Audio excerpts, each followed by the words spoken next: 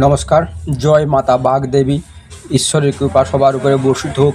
আজ একটা হাত নিয়েছি, দেখুন 45 ইয়ার্স, ঠিক আছে, কিন্তু উনি মেল হাত নিয়েছি, যার একটা দেখুন এই জায়গাটা একটা ছোট্ট একটা জায়গা, দেখুন এই যে একটা তিল চিহ্ন আছে, এটা কেতু স্থান বলি। কেতু স্থানে তিল চিহ্ন থাকলে কি হয়, এটা খুব খুব ইম্পর্ট্যান্ট জিনিস, যেটা আমি বারবার ধরে হাইলাইট করব, কারণ এই জিনিসটা থাকলে যদি কারোর থাকে ওটি মিলিয়ে নেবেন। এই ব্যক্তি প্রথমত বলি সবার অগ্রগণ্য হয়। যেরকম 10 জন বন্ধুবান্ধব আছে, তার মধ্যে দেখবেন এই ব্যক্তিটাকে সবসময় একটা মানে আগের দিকে রাখবে। নজর দোষ থাকে এবং তান্ত্রিক ক্রিয়া করলে এদের উপরে তাড়াতাড়ি অ্যাটাক হয়ে যায়, এবং জিন বা ভূত বা পরী এইসব জিনিস এরা দেখতে পায়। সারা জীবন এদেরকে বয়ে নিয়ে যেতে হতো, একটা আকস্মিক কিচ্ছু নেই, কিন্তু তার মধ্যে যে কিছু একটা ছায়া তার পিছনে পিছনে ঘুরছে এরকম মনে হবে।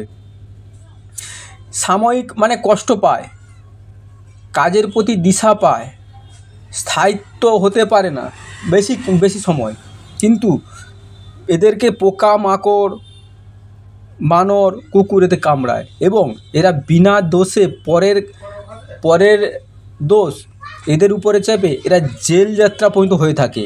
মানে এরা অন্যের দোষ, এরা কিছু দোষ করেনি, কিন্তু পরে এমন একটা দোষ দেবে, সেই দোষে এরা জেল যাত্রা করে।